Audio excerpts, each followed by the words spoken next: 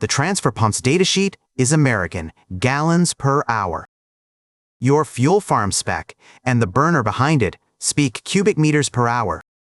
It is the same thing measured twice. What goes wrong is the conversion between the two. So here's the number you need. To go from gallons per hour to cubic meters per hour, you divide by 264.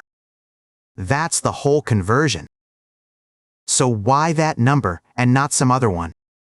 A gallon is just under 4 liters, and a cubic meter holds 1,000 of those liters.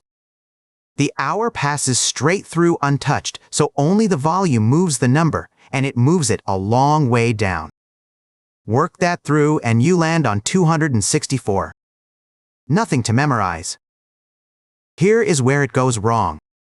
The curve tops out near 500 and the spec asks for 2. The pump reads as though it were hundreds of times too large. Someone trims the order to something smaller? But that 500 was gallons an hour, which is 1.89 cubic meters. Against the specs 2, the big-looking pump was already 6% short. So let's do one properly. 500 gallons per hour divided by 264. 1.89 cubic meters per hour. A pump downsized off a misread axis starves the burner at peak demand. The replacement arrives, the low flow alarm returns, and nobody suspects the units. The datasheet gets blamed last after the strainer, the foot valve, and the supplier. If you work with numbers like these for a living, it is worth subscribing. I put out one of these every week.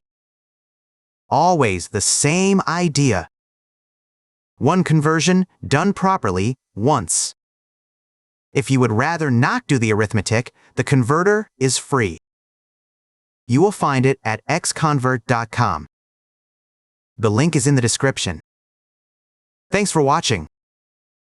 See you in the next one. If this helped, subscribe. There's a new one every week. See you in the next one.